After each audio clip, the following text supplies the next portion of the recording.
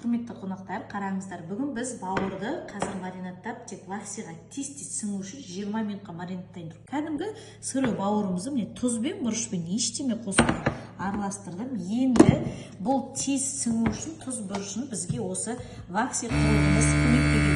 Қараңыз, мына жер қызыл жанған кезде айтасыз, яғни уже вакуумдалды дегенді білдіреді. Әлі көк жанып тұр, міне көрініп тұр ма? Жас көк.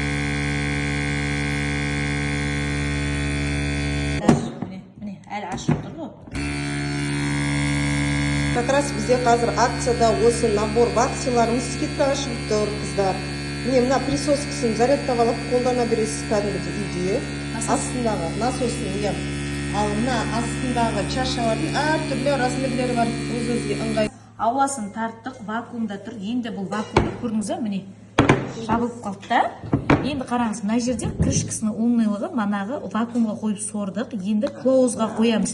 Яғни жабамыз. Еще мына жерде артықшылығы, мына жерде қараңыз.